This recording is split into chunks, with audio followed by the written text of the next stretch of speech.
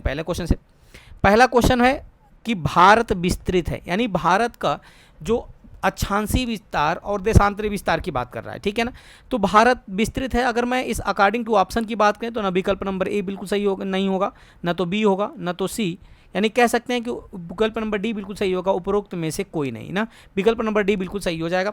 अच्छा, अगर मैं बात करूं फ्रेंड कि सही क्या होगा, तो याद रखिएगा भारत की मुख्य भूमि का विस्तार उत्तरी पूर्वी गोलार्ध में 8 अंश 4 मिनट उत्तर से लेकर के 37 अंश 6 मिनट उत्तरी अक्षांश के बीच में इसका अक्षांशीय विस्तार है, जबकि 68 अंश 7 मिनट पूर्व से लेकर 97 अंश 25 मिनट तक पूर्वी देशांतर के मध्य इसका देशांतरीय विस्तार है, ठीक है ना। जबकि कर्क रेखा भारत के लगभग बीचों बीच होकर गुजरती है, तो ये भी चीज़ें आपको याद रखनी पड़ेंगी, ठीक है ना। तो कर्क रेखा जो है ना भारत के कुल कितने राज्यों से होकर गुजरती है, तो कुल भारत के 8 राज्यों के होकर गुजरती है, ठीक है ना। इसका एक ट्रिक सबको जानते हैं, विश्वविख्यात ट्रिक है कि मित्र पर गमछा झार, ठीक है ना फ्रेंड्स, मित्र पर गमछा झार। इस ट्रिक से आप जो है ना उनका नाम याद कर सकते हैं, ठीक है ना। देखिए मी से क्या हो जाएगा मिजोरम, त्र से त्रिपुरा, प से पश्चिम बंगाल, आर से राजस्थान, ग से गुजरात, म से महाराष्ट्र, छा से छत्तीसगढ़ और झार से झारखंड हो जाएगा, ठीक है ना। तो इन 8 राज्यों से होकर गुजरती है कर्क रेखा, जबकि भारत के बीचों बीच से होकर गुजरती है, तो ये भी चीज़ें आपको याद रखनी पड़ेंगी। अगले क्वेश्चन की बात करें तो अगला क्वेश्चन आपके स्क्रीन पर कह रहा है कि भारत का क्षेत्रफल संसार के क्षेत्रफल का 2.4% है, परंतु इसकी जो संपूर्ण मानव जाति है वो कितनी है, 16% है, 17% है, 18% है, 28% है, ये आपसे पूछ रहा है। यानी ये इस प्रश्न में आपसे पूछ रहा है कि जनसंख्या की दृष्टि से भारत कितना प्रतिशत निवास करता है जनसंख्या भारत के अंदर, ठीक है ना। तो अगर मैं इस आंसर की बात करूँ फ्रेंड, तो इसको आंसर का जो विकल्प होगा विकल्प नंबर बी बिल्कुल सही हो जाएगा। अगर जनसंख्या की दृष्टि से देखा जाए तो भारत का जो स्थान है ना वो कितना है, 17% है पूरे विश्व की जनसंख्या का। ये जनगणना 2011 के अनुसार का यह रिपोर्ट है, ठीक है ना। जबकि 2.4% जो है विश्व के क्षेत्रफल का भारत के अंदर क्षेत्रफल है, ये भी चीज़ें आपको याद रखनी है। अच्छा, ये तो था स्थल खंड का ना। अगर इसमें जलीय खंड को मिला दिया जाए, यानी जल को भी शामिल कर लिया जाए, तो भारत का क्षेत्रफल जो होगा विश्व के क्षेत्रफल का 0.57% हो जाएगा। तो ये भी सारी चीज़ें आपको याद रखनी पड़ेंगी, ठीक है ना।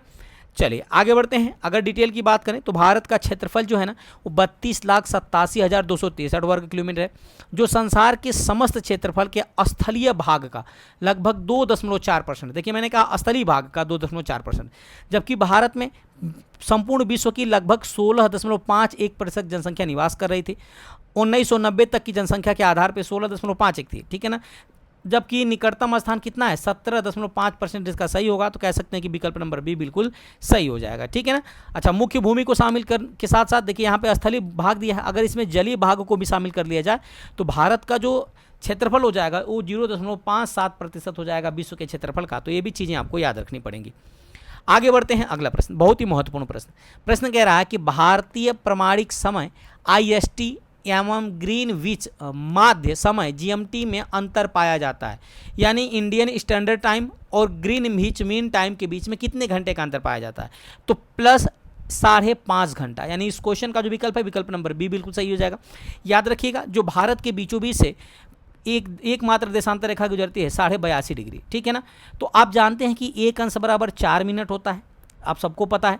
तो 82.5 अंश बराबर कितना हो जाएगा, तो 82.5 अंश बराबर हो जाता है, याद रखिएगा 330 मिनट। कितना हो जाएगा, 330 मिनट हो जाएगा। और 330 मिनट की बात करें तो ये हो जाएगा 5 घंटा 30 मिनट। क्या हो जाएगा, 5 घंटा 30 मिनट होता है 330 मिनट में। तो इस प्रकार चूंकि हमारा भारत जो है ना वो कहाँ स्थित है, तो हमारा भारत पूर्वी गोलार्ध में स्थित है। भारत किधर है, पूर्व की तरफ स्थित है, इसलिए इस साइड में टाइम जोन है जो है ना GMT से बढ़ता है और इधर टाइम घटता है। तो भारत चूंकि यहाँ अगर 12 बज रहे होंगे तो भारत में कितना बज रहा होगा, तो 5:30 बज रहा होगा, यानी 5.5 घंटा जो भारत का समय है वो आगे है GMT से, ठीक है ना। तो ये भी चीज़ें आपको याद रखनी पड़ेंगी। अगर डिटेल की बात करें तो भारतीय मानक समय यानी इंडियन स्टैंडर्ड टाइम 82.5 अंश पूर्वी देशांतर से लिया जा रहा है। यह देशांतर रेखा प्रयागराज के मिर्जापुर से होकर गुजरती है। भारतीय मानक यानी इंडियन स्टैंडर्ड टाइम जो ग्रीनविच माध्य समय है ना GMT से वो 5.5 घंटा यानी प्लस 5 घंटा 30 मिनट आगे है। आगे बढ़ते हैं। अगला प्रश्न काफी महत्वपूर्ण प्रश्न कह रहा है हुंडू प्रपात निर्मित है। बहुत ही महत्वपूर्ण प्रश्न, याद रखिएगा फ्रेंड। जो हुंडू प्रपात है ना ये सुवर्ण रेखा नदी पर स्थित है, यानी इस क्वेश्चन का जो विकल्प हो जाएगा विकल्प नंबर सी बिल्कुल सही हो जाएगा कि हुंडू प्रपात कहाँ निर्मित है, तो सुवर्ण रेखा नदी पर स्थित है। अगर मैं इसके डिटेल की बात करूं तो हुंडू प्रपात यानी हुंडरू जलप्रपात जिसे कहा जाता है, रांची से लगभग 45 किलोमीटर की दूरी पर सुवर्ण रेखा नदी पर स्थित है, जबकि इसकी ऊंचाई कितनी है तो 320 फीट, जबकि मीटर की बात करें तो 98 मीटर इसकी ऊंचाई होने वाली है। तो ये भी चीज़ें आपको याद रखना है। आगे बढ़ते हैं, अगला प्रश्न। प्रश्न पूछ रहा है कि भारत की सर्वोच्च चोटी कौन सी है। काफ़ी अति महत्वपूर्ण प्रश्न फ्रेंड्स। भारत की सर्वोच्च चोटी की मैं बात करूं तो याद रखिएगा वो कौन सी है, तो है गाडविन आइंस्टीन। क्या है, गाडविन आइंस्टीन, यानी इस क्वेश्चन का विकल्प नंबर सी बिल्कुल सही हो जाएगा, जिसे K2 के नाम से भी जाना जाता है, ठीक है ना। और ये जो है ना, ये POK है, वर्तमान में POK के क्षेत्र में आती है। तो ये भी चीज़ें आपको याद रखना है, पॉक ऑक्यूपाइड क्षेत्र में आती है। डिटेल की बात करें तो हिमालय पर्वत के पर्वतों की ऊंचाइयां एवं संबंधित देश इस प्रकार हैं। जैसे माउंट एवरेस्ट की बात करें तो विश्व की सबसे ऊंची चोटी माउंट एवरेस्ट है, जिसकी ऊंचाई 8,848.86 मीटर है, जो नेपाल में स्थित है। जबकि गाडविन आइंस्टीन यानी K2 जिसकी ऊंचाई 8,611 मीटर है, ये भारत के अंदर स्थित है, यानी भारत की सबसे ऊंची चोटी है। तीसरे नंबर पर आती है कंचनजंगा, जो कि भारत के अंदर सिक्किम के अंदर स्थित है कंचनजंगा, जिसकी ऊंचाई होने वाली है 8,598। जबकि मकालू पर्वत की बात करें तो ये नेपाल में स्थित है, 8,463 मीटर इसकी ऊंचाई है, ठीक है ना।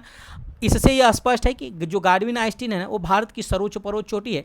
यह भारत के केंद्र शासित प्रदेश लद्दाख में स्थित है। तो ये भी चीज़ें आपको याद रखनी पड़ेंगी, ठीक है ना। जिस क्षेत्र पर पाकिस्तान का अवैध कब्जा है, तो ये भी चीज़ें आपको याद रखना है, यानी POK यानी पॉक ऑक्यूपाइड क्षेत्र में आता है K2 यानी गाडविन आइंस्टीन, ठीक है ना।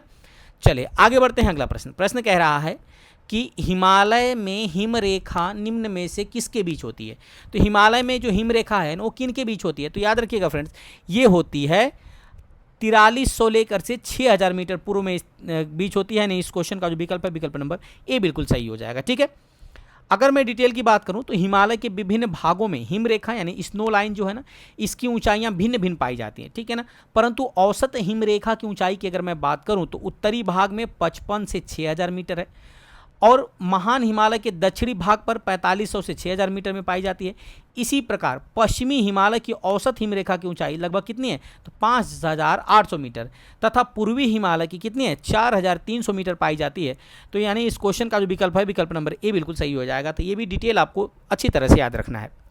आगे बढ़ते हैं, अगला प्रश्न। प्रश्न कह रहा है कि हिमालय का पर्वत पदीय प्रदेश कौन सा है। तो हिमालय का पर्वत पदीय प्रदेश कहलाता है। काफ़ी अति महत्वपूर्ण प्रश्न। तो ये कहलाता है शिवालिक। क्या कहलाता है, शिवालिक, यानी इस क्वेश्चन का जो विकल्प है, विकल्प नंबर बी बिल्कुल सही हो जाएगा।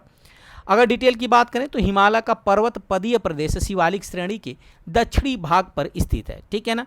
ये हिमालय की सबसे दक्षिणी श्रेणियां हैं। शिवालिक के उत्तरी ढालों तथा लघु हिमालय के दक्षिणी ढालों के मध्य अनेक चौरस तल वाली संरचनात्मक घाटियां भी स्थित हैं। तो ये भी चीज़ें आपको याद रखनी पड़ेंगी। आगे बढ़ते हैं, अगला प्रश्न। प्रश्न कह रहा है कि शिवालिक श्रेणी का निर्माण हुआ है, यानी शिवालिक श्रेणी का निर्माण किस काल में हुआ है। काफ़ी अति महत्वपूर्ण प्रश्न है, याद रखिएगा। जो शिवालिक श्रेणी का जो निर्माण हुआ है ना फ्रेंड्स, ये हुआ है सेनोजोइक में। कब हुआ है, सेनोजोइक में, यानी इस क्वेश्चन का जो विकल्प है, विकल्प नंबर डी बिल्कुल सही हो जाएगा। डिटेल की बात करते हैं तो शिवालिक या जिसे वाह हिमालय के निर्माण की बात करते हैं, जिसे वाह हिमालय भी कहा जाता है, इसका निर्माण जो है आज से लगभग 5 से 1.7 मिलियन वर्ष पूर्व यानी प्लियोसीन अर्थात सेनोजोइक युग में हुआ है। तो ये भी चीज़ें आपको याद रखना है। ऑप्शन में आपको प्लियोसीन भी मिल सकता है, तो ये भी याद रखिएगा, ठीक है ना। आगे बढ़ते हैं, अगला प्रश्न। अगला प्रश्न कह रहा है कि छोटा नागपुर पठार कहाँ है। ये प्रश्न पूछ रहा है कि छोटा नागपुर पठार क्या है। तो याद रखिएगा फ्रेंड्स, जो छोटा नागपुर पठार है ना, यह एक अग्र गंभीर है। क्या है, अग्र गंभीर पठार है, यानी इस क्वेश्चन का जो विकल्प है, विकल्प नंबर ए बिल्कुल सही हो जाएगा। अगर डिटेल की बात करें तो जो छोटा नागपुर का पठार है, यानी छोटा नागपुर का जो प्लेट्यू है, में विभिन्न ऊंचाइयों के पठारों का क्रम मिलता है।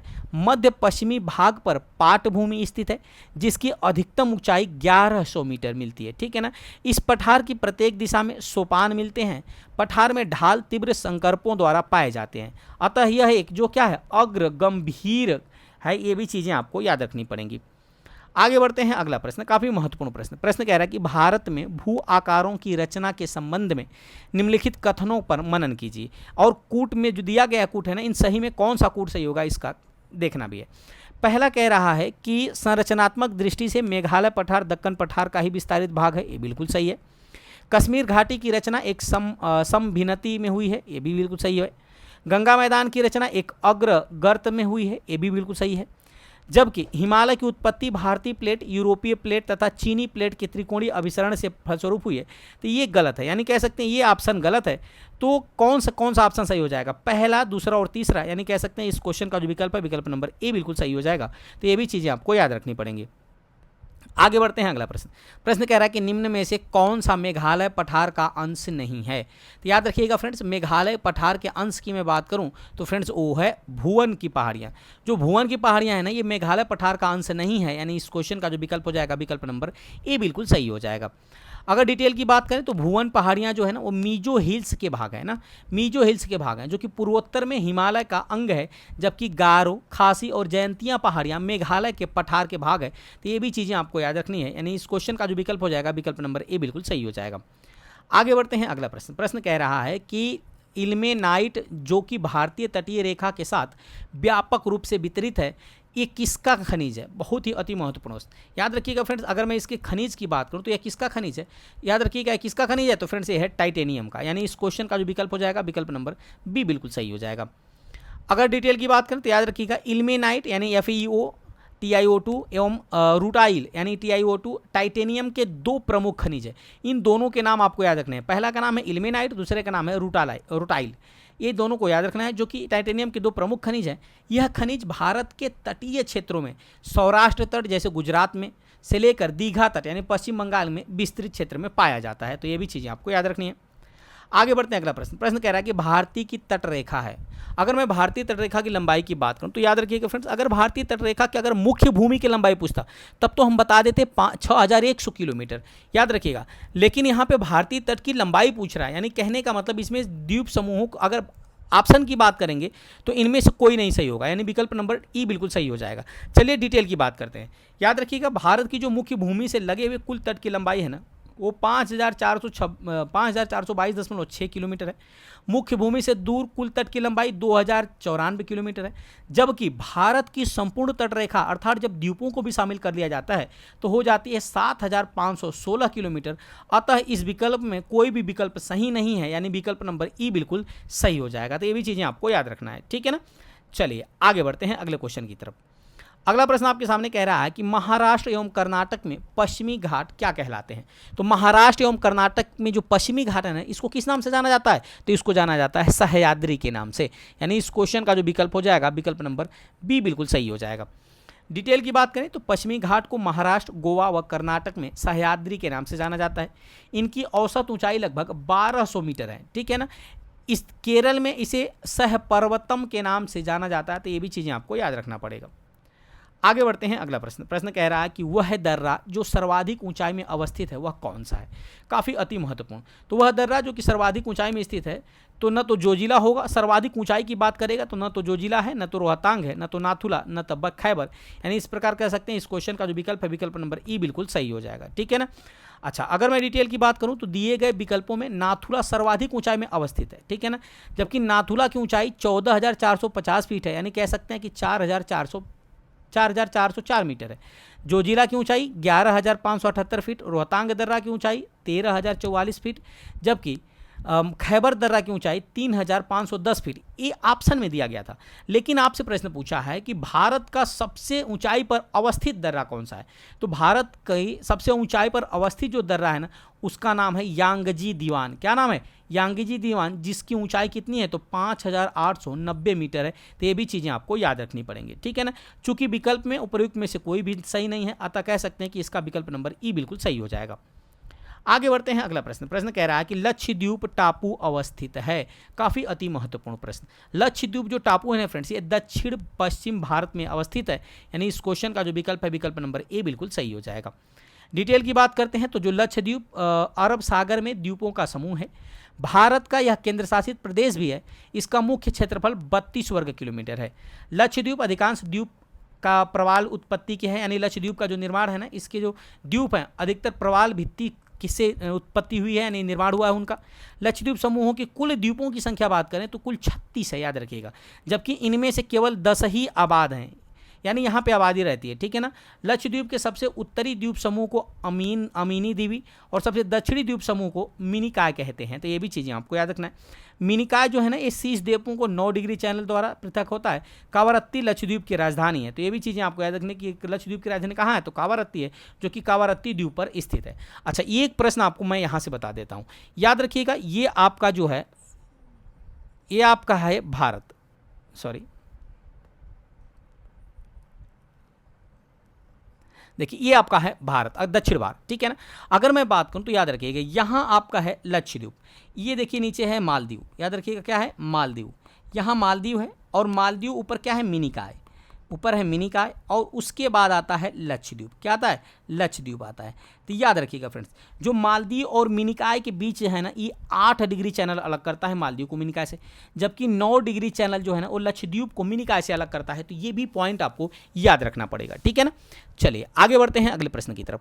अगला प्रश्न आपके सामने है कि द्वीपों का समूह लक्षद्वीप किससे उत्पन्न होता है। तो द्वीपों का जो समूह है लक्षद्वीप, उसकी उत्पत्ति मैंने अभी बताया हूँ फ्रेंड्स, वो किससे होती है, तो प्रवाल भित्तियों से होती है। यानी इस क्वेश्चन का जो विकल्प है, विकल्प नंबर ए बिल्कुल सही हो जाएगा। ये प्रश्न देखिए बीपीएससी टीआरई में पूछा गया प्रश्न है, ठीक है ना। आगे बढ़ते हैं अगला प्रश्न। प्रश्न कह रहा है कि लक्षद्वीप में कितने द्वीप हैं। अभी मैंने बताया फ्रेंड्स कि लक्षद्वीप में कितने द्वीप हैं, तो कुल 36 द्वीप हैं। यानी इस क्वेश्चन का विकल्प नंबर सी बिल्कुल सही हो जाएगा, जिनमें से महज केवल 10 ही आबाद हैं। तो ये भी चीज़ें आपको याद रखना है।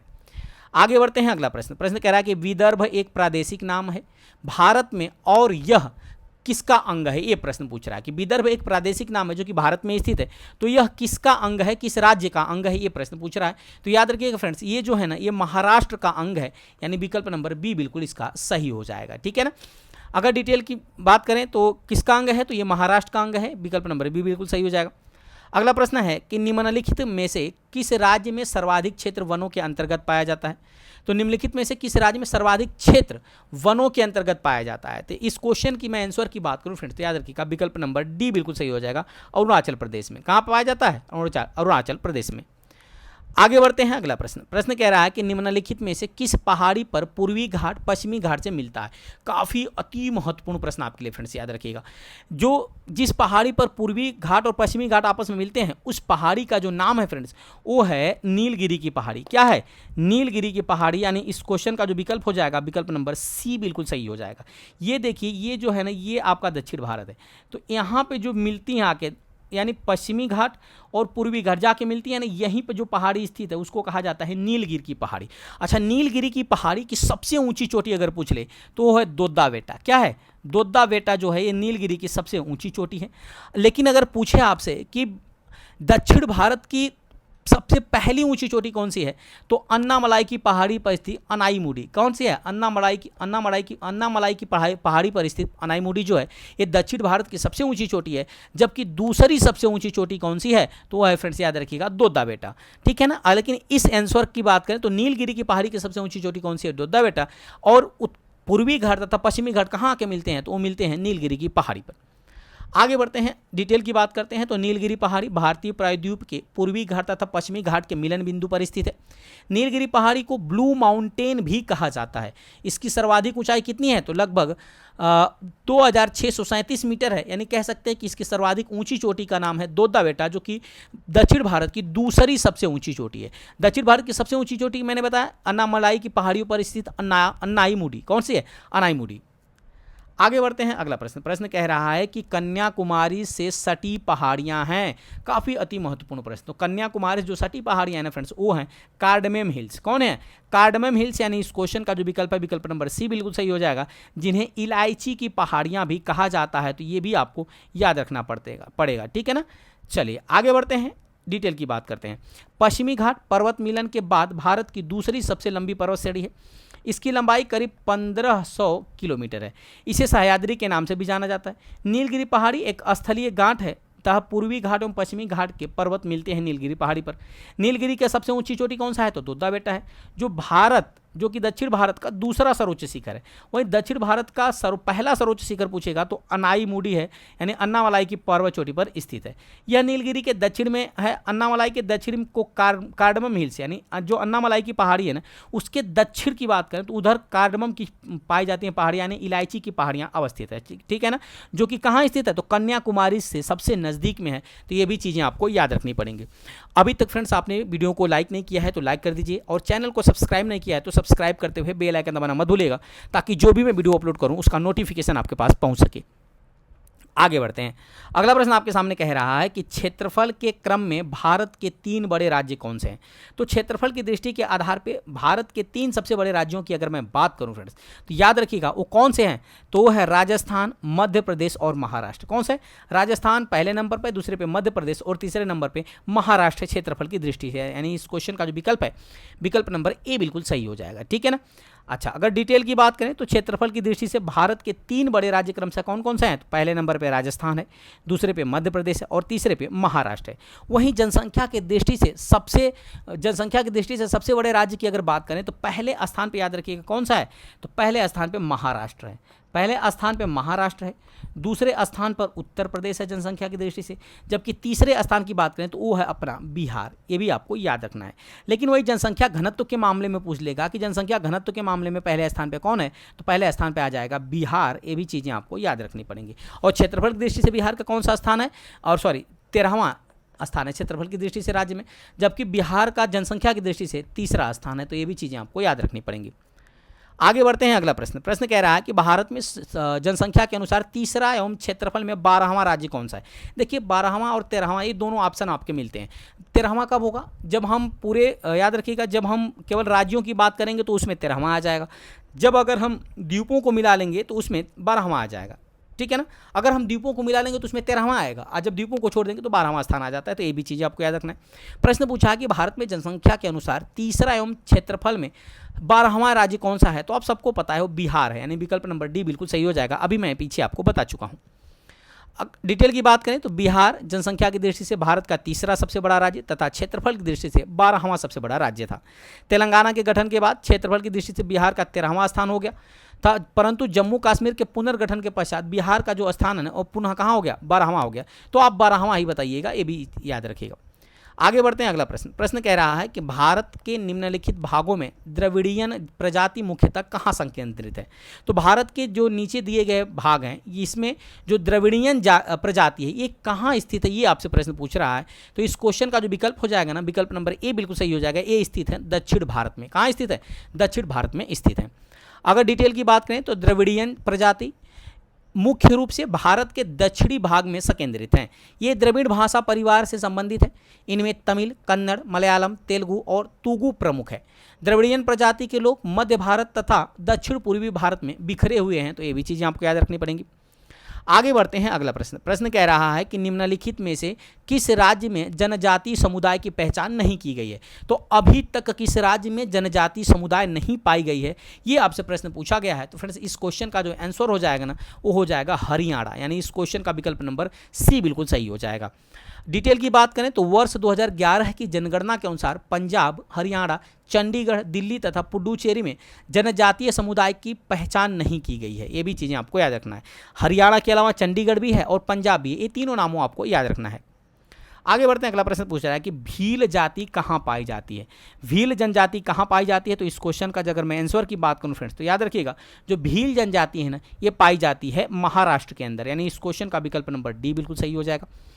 डिटेल की बात करें तो भील जनजाति भारत के गुजरात, मध्य प्रदेश, छत्तीसगढ़, महाराष्ट्र, आंध्र प्रदेश, तेलंगाना सहित आंध्र प्रदेश, कर्नाटक, त्रिपुरा एवं राजस्थान प्रांतों में अधिवासित है। तो अकॉर्डिंग टू ऑप्शन की बात करें तो विकल्प नंबर डी बिल्कुल सही हो जाएगा। जबकि अन्य राज्य जैसे गुजरात, मध्य प्रदेश, छत्तीसगढ़, महाराष्ट्र, आंध्र प्रदेश, कर्नाटक, त्रिपुरा एवं राजस्थान, इन प्रांतों में भी भील जनजाति निवास करती है। तो ये भी चीज़ें आपको याद रखना पड़ेगा। आगे बढ़ते हैं। अगला प्रश्न कह रहा है कि निम्नलिखित में से जनजाति और राज्य की कौन सी जोड़ी सही नहीं है। तो जनजाति और राज्य की जोड़ी में बात करें तो याद रखिएगा भील जो है अभी मैंने बताया गुजरात में पाई जाती है, गद्दी जो है हिमाचल प्रदेश में पाई जाती है, बिल्कुल सही है, कोटा जो है तमिलनाडु में पाई जाती है, जबकि टोडा जो जनजाति है ना फ्रेंड्स, ये जो टोडा जनजाति याद रखिएगा ये कहाँ पाई जाती है, तो टोडा भी तमिलनाडु के अंदर पाई जाती है, केरल में नहीं पाई जाती है। तो यानी इस क्वेश्चन का जो विकल्प हो जाएगा ना, विकल्प नंबर डी बिल्कुल सही हो जाएगा कि जो विकल्प नंबर डी है ना ये जोड़ी सही नहीं है, ये भी याद रखना है। आगे बढ़ते हैं, डिटेल की बात करें तो दिए गए विकल्पों के अनुसार भील जो है गुजरात, कर्नाटक, मध्य प्रदेश, राजस्थान इत्यादि में पाई जाती हैं, गद्दी हिमाचल प्रदेश और जम्मू कश्मीर में पाई जाती है, कोटा तमिलनाडु में, जबकि टोडा जनजाति भी तमिलनाडु में ही पाई जाती है ना, तो केरल में नहीं पाई जाती, तो ये असुमेलित था, जबकि ये सुमेलित है, यानी इस क्वेश्चन का विकल्प डी बिल्कुल सही हो जाएगा।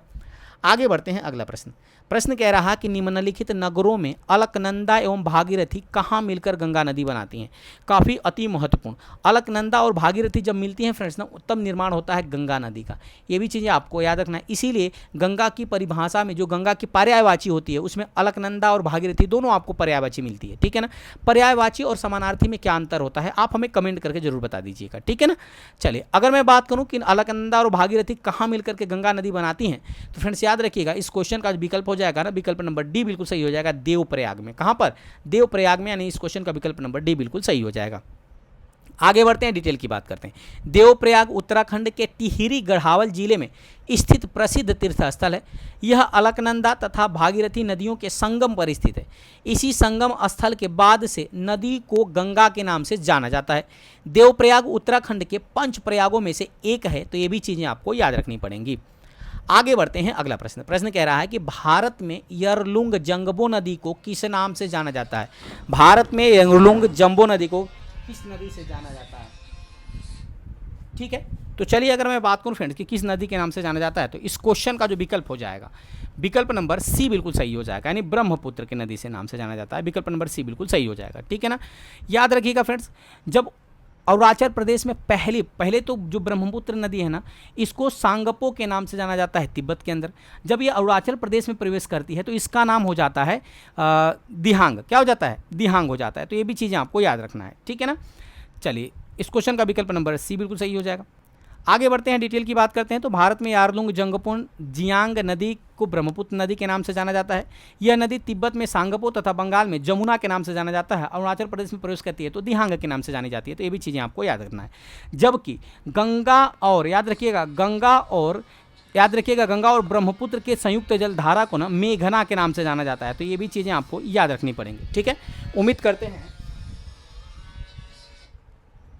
चलिए आगे बढ़ते हैं अगले क्वेश्चन की तरफ। अगला क्वेश्चन आपके सामने कह रहा है कि तेल नदी निम्नलिखित नदियों में से किसकी सहायक नदी है। तो तेल नदी की बात किया जाए फ्रेंड्स तो याद रखिएगा अगर मैं इस क्वेश्चन की बात करूं तो इस क्वेश्चन का जो विकल्प हो जाएगा ना, विकल्प नंबर ई बिल्कुल सही हो जाएगा, ठीक है ना। कौन सा विकल्प सही होगा, विकल्प नंबर ई बिल्कुल सही हो जाएगा, ठीक है। अच्छा, इनमें से कोई नहीं, क्या होगा, इनमें से कोई नहीं, यानी कि तेल नदी जो है ना बागमती नदी की सहायक नदी है, ना घाघरा की, न गंडक की, न कमला नदी की। डिटेल की बात करें तो जो तेल नदी है ये महानदी की प्रमुख सहायक नदी है। यह ओडिशा के राज्य की प्रमुख नदी है। महानदी की अन्य सहायक नदियों की अगर मैं बात करूं तो उनमें से विश्वनाथ और शिवनाथ, जोंक, हंसदो, ईब और मांड, ये जो है ना ये महानदी की अन्य सहायक नदियाँ हैं। आगे बढ़ते हैं अगले क्वेश्चन की तरफ। अगला प्रश्न कह रहा है कि निम्नलिखित में से कौन सी नदियां बंगाल की खाड़ी में गिरती हैं। काफ़ी अति महत्वपूर्ण प्रश्न। तो बंगाल की खाड़ी में नदियों की बात करें फ्रेंड्स तो याद रखिएगा गंगा, ब्रह्मपुत्र और गोदावरी, ठीक है ना। कौन सी बंगाल की खाड़ी में गिरती हैं ये प्रश्न पूछ रहा है। देखिए गंगा नदी भी बंगाल की खाड़ी में गिरती है, ब्रह्मपुत्र भी गिरती है, गोदावरी भी गिरती है, महानदी भी गिरती है, कृष्णा नदी तथा कावेरी, ये 6 नदियां जो है ना ये सब की सब कहाँ गिरती है, बंगाल की खाड़ी में गिरती हैं और डेल्टा का निर्माण करती हैं। ये भी आपको याद रखना है। जबकि लूनी नदी जो है ना ये राजस्थान के रण में जाकर के या राजस्थान के कच्छ में जाके विलुप्त हो जाती है। जबकि नर्मदा और ताप्ती ये जो नदियां हैं ना फ्रेंड्स ये जाकर गिरती हैं अरब सागर में। याद रखिए कहाँ गिरती हैं, अरब सागर में गिरती हैं और एस्चुरी का निर्माण करती हैं। तो यहाँ से भी प्रश्न पूछा जाता है। लेकिन अकॉर्डिंग टू क्वेश्चन की मैं बात करूँ तो इसका विकल्प नंबर डी बिल्कुल सही हो जाएगा, ए और बी दोनों, ठीक है ना। आगे बढ़ते हैं अगले प्रश्न की तरफ। डिटेल की बात करें, गंगा, ब्रह्मपुत्र, गोदावरी, महानदी, कृष्णा, कावेरी, पेन्नार, स्वर्णरेखा तथा ब्राह्मणी नदी ये बंगाल की खाड़ी में गिरने वाली प्रमुख नदियां हैं। अगला प्रश्न आपके सामने है कि निम्नलिखित में से गंगा नदी घाटी का भाग कौन सी उपनदी है। तो निम्नलिखित में से गंगा नदी घाटी का भाग कौन सी उपनदी है, ये प्रश्न पूछ रहा है। तो याद रखिएगा, न तो शंख नदी है, न तो उत्तरी कोयल है, न तो दक्षिणी कोयल, न तो बराकर, यानी कह सकते हैं उस क्वेश्चन का विकल्प नंबर ई बिल्कुल सही हो जाएगा, उपरोक्त में से कोई नहीं। आगे बढ़ते हैं, अगला प्रश्न कह रहा है कि सोन और गंगा नदी का संगम बिहार के किस जिले में है। काफ़ी अति महत्वपूर्ण प्रश्न। सोन और गंगा नदी का संगम बिहार के किस जिले में स्थित है। तो याद रखिएगा फ्रेंड्स, ये स्थित है पटना जिले में, यानी विकल्प नंबर बी बिल्कुल सही हो जाएगा, ठीक है ना। अगले प्रश्न की बात करें तो अगला प्रश्न कह रहा है कि निम्नलिखित में से कौन सा शहर गंगा नदी के किनारे स्थित नहीं है। काफ़ी अति महत्वपूर्ण प्रश्न। तो गंगा नदी के किनारे जो शहर स्थित नहीं है फ्रेंड्स, वो कौन सा है। तो उत्तरकाशी, यानी विकल्प नंबर सी बिल्कुल सही हो जाएगा, जो कि गंगा नदी के किनारे स्थित नहीं है। डिटेल की बात करें तो गंगा नदी प्रधान शाखा भागीरथी है, जो उत्तराखंड के उत्तरकाशी जिले के गोमुख नाम स्थान से निकलती है। देवप्रयाग में भागीरथी व अलकनंदा के संगम में गंगा का निर्माण होता है, ये सबको पता है। उत्तरकाशी का संबंध भागीरथी से है, न कि गंगा नदी से है, जबकि फतेहपुर, भागलपुर व कानपुर गंगा नदी के किनारे स्थित है। तो ये भी चीज़ें आपको याद रखना पड़ेगा। आगे बढ़ते हैं, अगला प्रश्न कह रहा है कि निम्नलिखित में से कौन सा एक सबसे सूखा स्थान है। काफ़ी अति महत्वपूर्ण। तो सबसे सूखा स्थान की अगर मैं बात करूं फ्रेंड्स, तो याद रखिएगा वो है लेह। लेह जो है ना, ये सबसे सूखा स्थान है अकॉर्डिंग टू ऑप्शन की बात करें तो विकल्प नंबर सी बिल्कुल सही हो जाएगा। डिटेल की बात करें तो लेह भारत का सबसे कम वर्षा वाला क्षेत्र है, यह भारत का सबसे शुष्क स्थल है। अगला प्रश्न कह रहा है कि अमृतसर एवं शिमला लगभग एक ही अक्षांश पर स्थित हैं, परंतु उनकी जलवायु में भिन्नता है। तो इस किस कारण उनकी जलवायु में भिन्नता पाई जाती है, ये आपसे प्रश्न पूछ रहा है। तो याद रखिएगा फ्रेंड्स, उनकी ऊंचाई के कारण, इनकी ऊंचाई के कारण ना इनके अंदर भिन्नता पाई जाती है, विकल्प नंबर ए बिल्कुल सही हो जाएगा। जबकि अमृतसर और शिमला दोनों एक ही स्थान पर स्थित हैं, लेकिन इनकी ऊंचाई होने के कारण इनमें भिन्नता पाई जाती है, इनके जलवायु में भिन्नता पाई जाती है। अब डिटेल की बात करें तो अमृतसर जो है 31:29 उत्तरी अक्षांश से लेकर के 32:03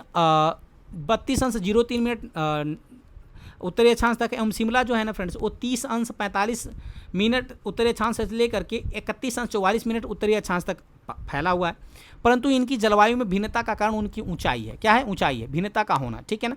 अमृतसर की समुद्र तल से ऊंचाई कितनी है? तो 175 से लगभग 200 मीटर ऊंचा है, जबकि शिमला की समुद्र तल से ऊंचाई 300 से 600 मीटर है, ठीक है ना। तो इसलिए इनके अंदर भिन्नता पाई जाती है। क्षोभ मंडल ऊंचाई बढ़ने के कारण ही तापमान में गिरावट आ जाती है, तो ये भी आपको याद रखना है। आगे बढ़ते हैं अगले प्रश्न की तरफ।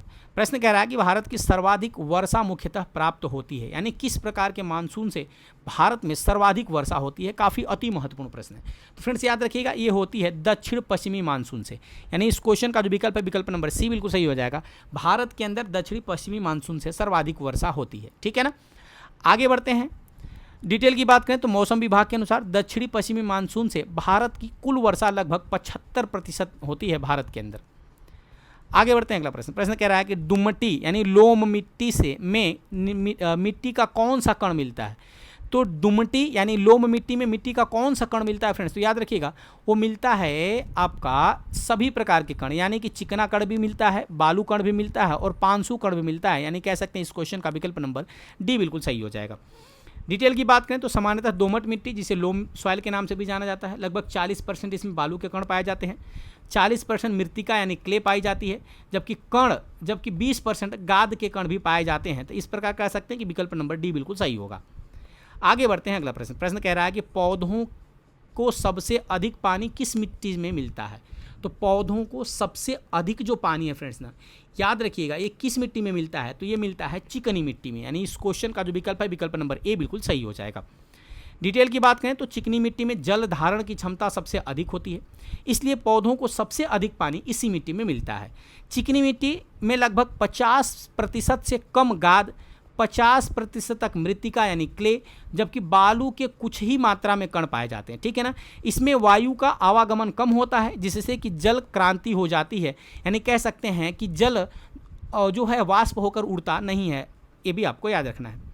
आगे बढ़ते हैं अगला प्रश्न कह रहा है कि निम्नलिखित नहर प्रणालियों में किससे बिहार के क्षेत्र में सिंचाई होती है। काफ़ी अति महत्वपूर्ण प्रश्न है।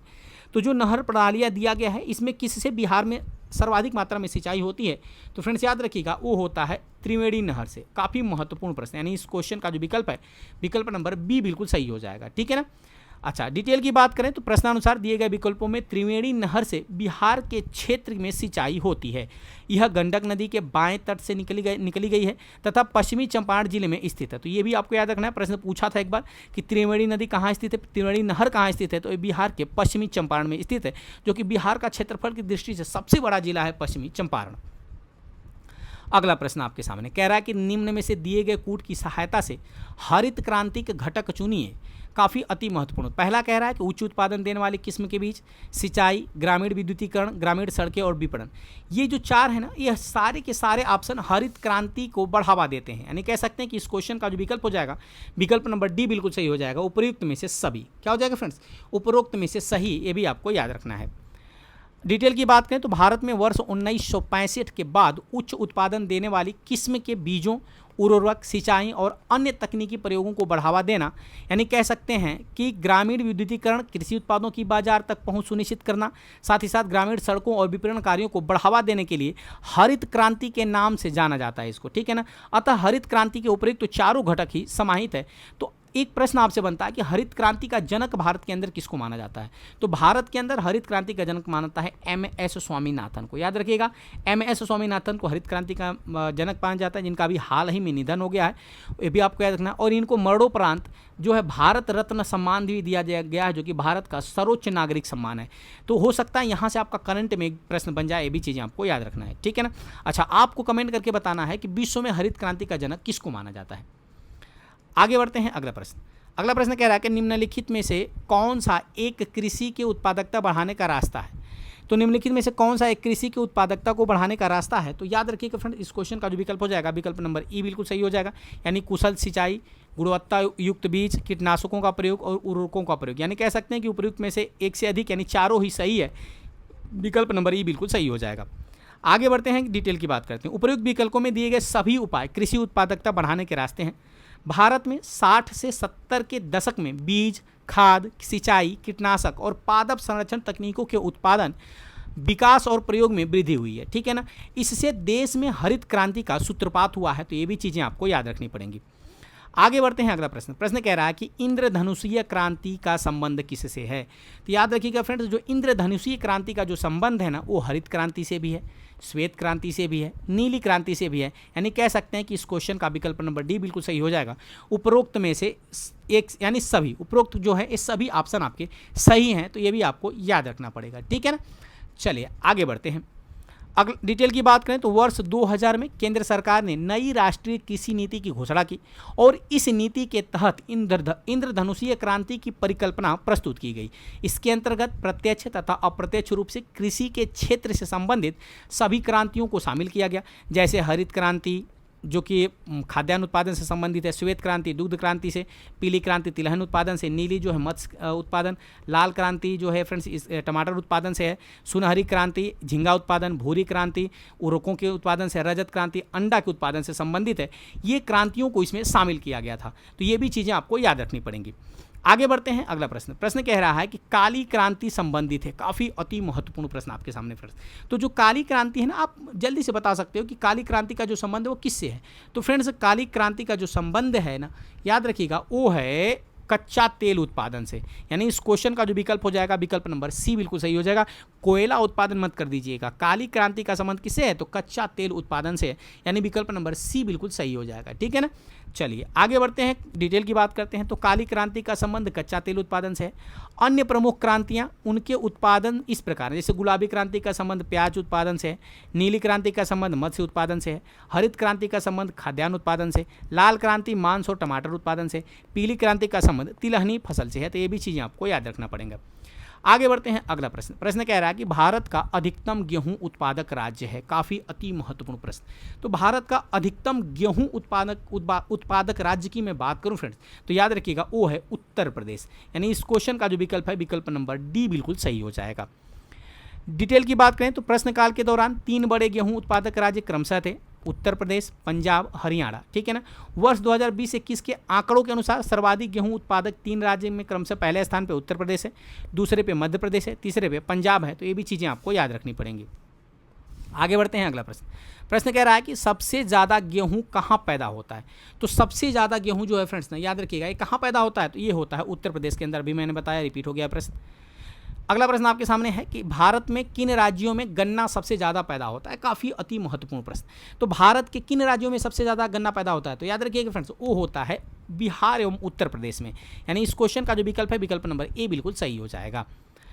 डिटेल की बात करें तो वर्ष 2020-21 के चतुर्थ अग्रिम अनुमान आंकड़ों के अनुसार सर्वाधिक गन्ना उत्पादन 8 राज्यों में देखा गया। ठीक है ना। सबसे ज़्यादा है उत्तर प्रदेश में, महाराष्ट्र, कर्नाटक, गुजरात, तमिलनाडु, बिहार, हरियाणा एवं पंजाब। ठीक है ना। यानी कह सकते हैं कि इस क्वेश्चन का विकल्प नंबर ए बिल्कुल सही हो जाएगा। आगे बढ़ते हैं अगला प्रश्न। प्रश्न कह रहा है कि भारत के निम्न राज्यों में से किसे चीनी का कटोरा कहा जाता है। काफ़ी अति महत्वपूर्ण प्रश्न।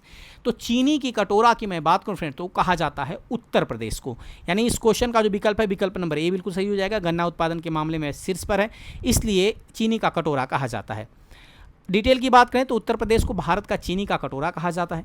यह गन्ने का सबसे बड़ा उत्पादक राज्य है। ठीक है ना।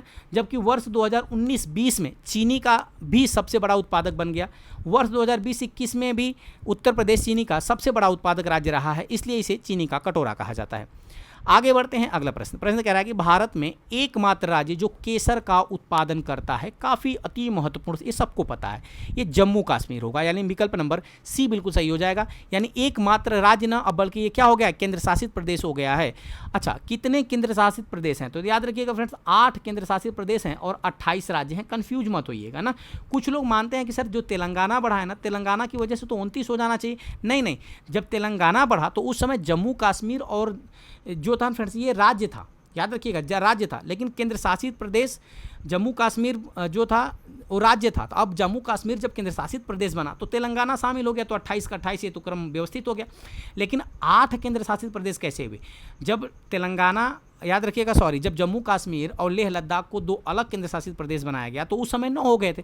लेकिन दमन, दीव और दादरा नगर हवेली को एक साथ मिला दिया गया। इस प्रकार 8 केंद्र शासित प्रदेश हो गए हैं। तो ये आंकड़ा आपको नहीं भूलना है। 28 राज्य और 8 केंद्र शासित प्रदेश भारत में है, ये भी चीज़ आपको याद रखना है।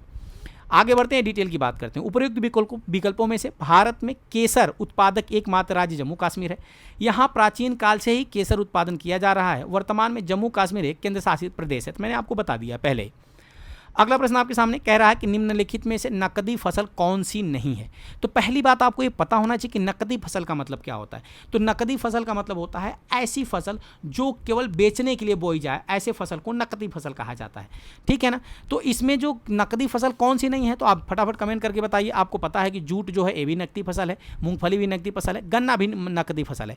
जबकि ज्वार जो होता है ना फ्रेंड्स, ये नकदी फसल नहीं है। यानी कह सकते हैं इस क्वेश्चन का जो विकल्प हो जाएगा, विकल्प नंबर सी बिल्कुल सही हो जाएगा। भी चीजें आपको याद रखनी पड़ेंगी। ठीक है ना। चलिए आगे बढ़ते हैं, डिटेल की बात करते हैं। ज्वार नकदी फसल नहीं है। आर्थिक समीक्षा भारत सरकार भारत की प्रमुख फसलों को निम्न प्रकार प्रदर्शित करता है।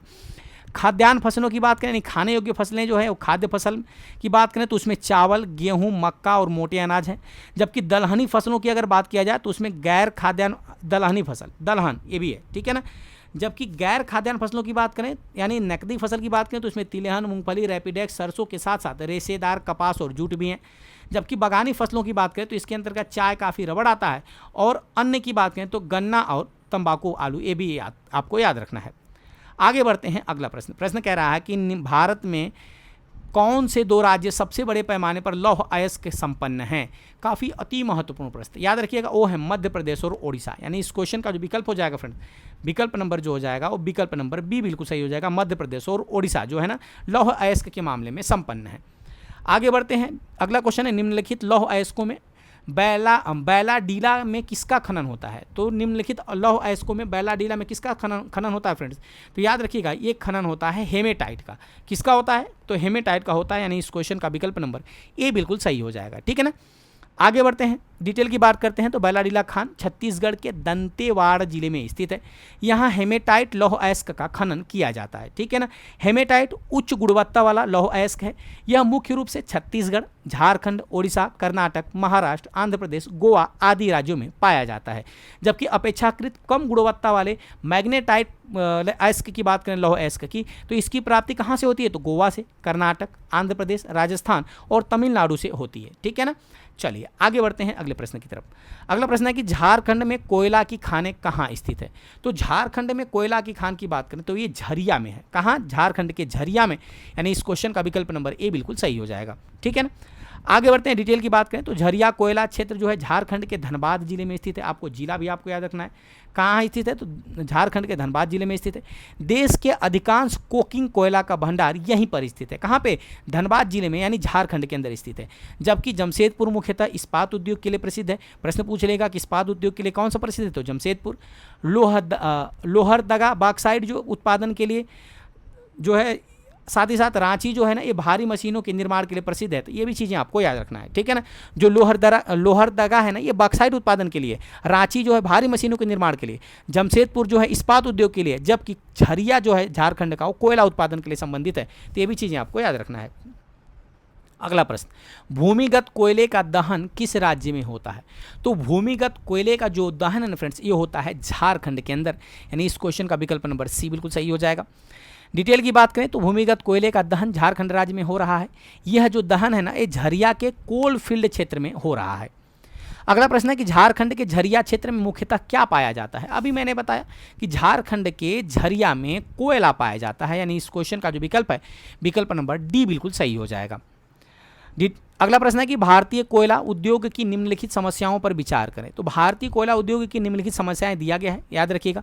निम्न कोटि का कोयला एवं कोयला संचालन में बाधा, धुलाई संसाधनों की उपयोग क्षमता में कमी, कोकिंग कोयला के आयात पर बढ़ती निर्भरता, चौथा है कार्य संचालन की कीमतें। तो आप फटाफट कमेंट करके बता दीजिए कि इस क्वेश्चन का विकल्प क्या हो सकता है। तो याद रखिएगा फ्रेंड्स, इस क्वेश्चन का जो विकल्प होगा ना, विकल्प नंबर बी बिल्कुल सही हो जाएगा। ये जो चारों हैं ना, ये चारों समस्याएं सही हैं, तो ये भी आपको याद रखना पड़ेगा। डिटेल की बात करते हैं तो भारतीय कोयला उद्योग वर्तमान में अनेक समस्याओं से ग्रसित है, जिनमें से प्रमुख समस्या है निम्न कोटि का कोयला इस समय प्राप्त हो रहा है, धुलाई संसाधनों की उपयोग क्षमता में कमी हुई है, कोकिंग कोयले का बढ़ता आयात, कोयले के स्थानांतरण में आने वाली बाधा, साथ ही साथ कार्य संचालन की कीमतें आदि जो हैं फ्रेंड्स, ये अन्य समस्याएं हैं कोयला उत्पादन में। आगे बढ़ते हैं, अगला प्रश्न, भारत में सबसे पुराना तेल भंडार कहाँ स्थित है। तो भारत में सबसे पुराना तेल जो भंडार है ना, वो डिगबोई असम के अंदर स्थित है, यानी इस क्वेश्चन का जो विकल्प है, विकल्प नंबर डी बिल्कुल सही हो जाएगा। ठीक है ना। ये भी चीज़ें आपको याद रखना है। डिटेल की बात करें तो भारत में सबसे पुराना तेल का भंडार डिगबोई असम में है, और यह ब्रह्मपुत्र घाटी तेल भंडार है। ये भी याद रखना है कि यह जो है ना, ब्रह्मपुत्र घाटी का तेल भंडार है।